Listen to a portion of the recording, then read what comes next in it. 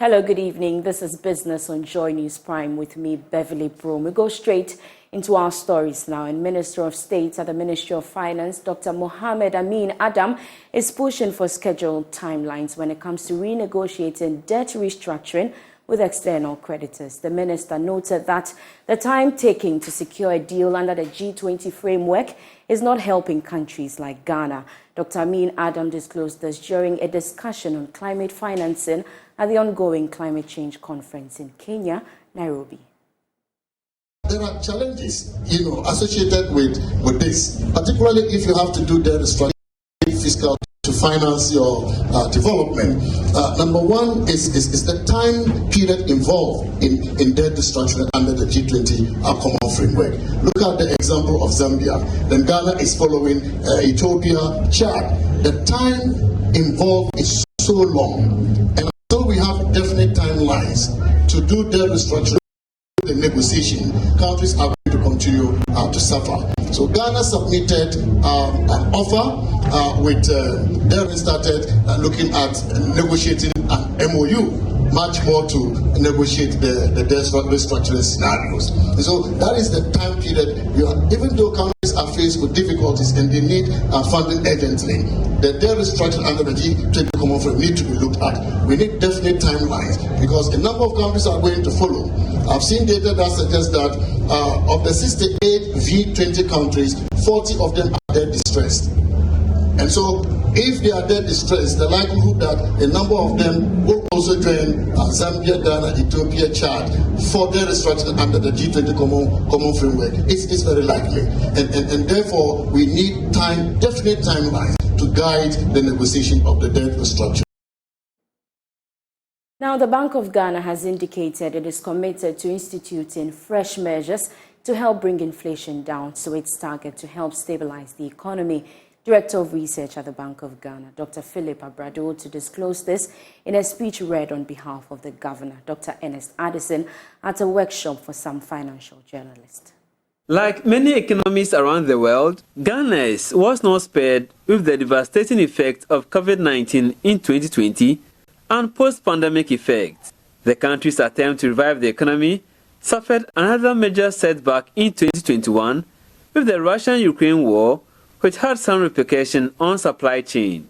Bank of Ghana explains surge in inflation in 2022, coupled with fiscal policy implementation and net vulnerabilities, led to loss of confidence and access to international capital markets, putting pressure on the balance of payments. Speaking at the program, Dr. Philip Abrado says confidence is needed to turn things around. He added that measures being implemented are beginning to yield results. We are seeing inflation declining steadily, while we see non-food inflation going down significantly. I think we've moved somewhere from 49 or 50% to around 33 for non-food, but the food still remains high, and therefore the overall is not coming down very fast. But I think there's some good news in there.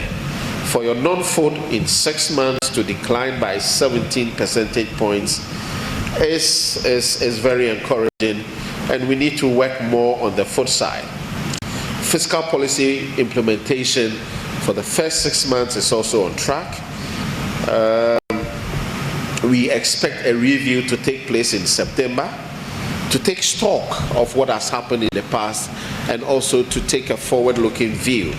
Dr. Abrado commended media outlets for explaining complex issues regarding operations of the bank and the economy to Ghanaians. We all know the aftermath and what has happened in the media, in the press, the discussions that have followed, the twists and turns.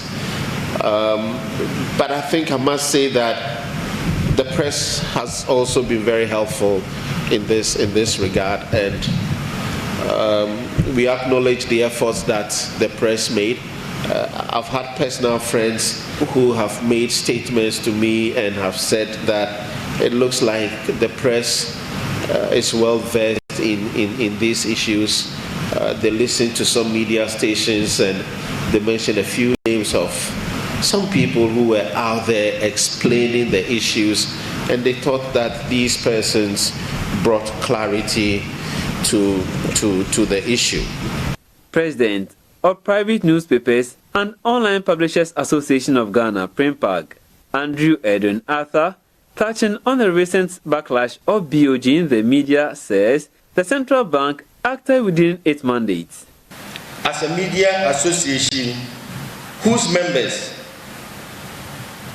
interact with the management of the central bank on a regular basis, we are of the firm conviction that the Bank of Ghana and its management, in all that they do, act in good faith for the broader interests of Ghana. We are particularly happy as a media association to know that the bank, in all its operations, some of which have attracted public bashing, acted within the applicable laws governing its mandate as a central bank. Meanwhile, former president of Institute of Financial and Economic Journalists, Lloyd Evans, encouraged journalists to get opinion of technocrats apart from politicians on topical issues. But let me plead with we journalists. We don't go beyond what the politicians tell us, which is very, very unfortunate. Let us try as much as possible to speak to the technocrats too as well. I don't know how many of you have interviewed Mr. Kwame Pieni. I don't know. But Mr. Kwame Pieni has a different view about all what is happening.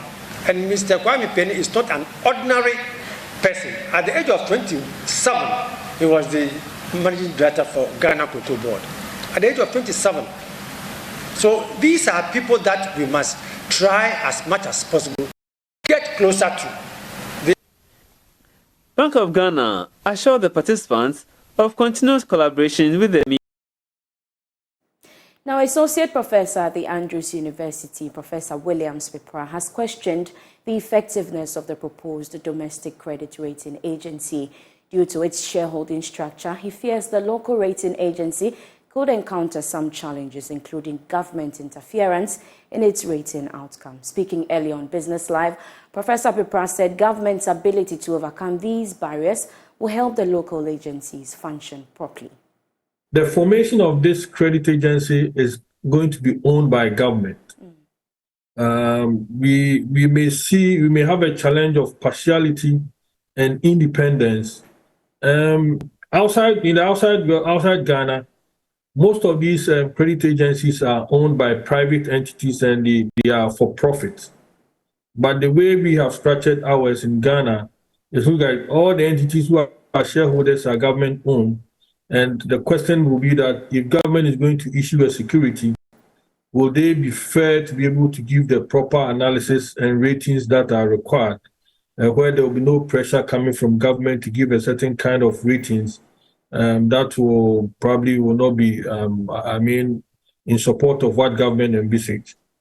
So that is where the challenge is going to come out from. And then also whether Ghanaian investors are ready to pay for credit agent ratings output. So the way credit agencies generate their revenue is that they generate their revenue when they sell these published results.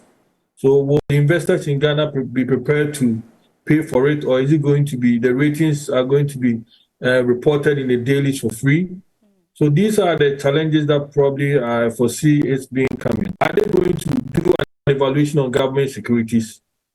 If yes, then they are not going to be able to be fair and give proper objectives. Maybe they'll be only working for private entities, if that is the aim. In that case, they'll be able to do that. Unless when it comes to government instruments, we may need a private entity who is not who will be independent and will be able to give proper evaluation of government securities for us to be able to know the ratings being given out. And that's all for business. We have more business news when you log on to myjoyonline.com/business. I'm Beverly Broom. Have a good evening.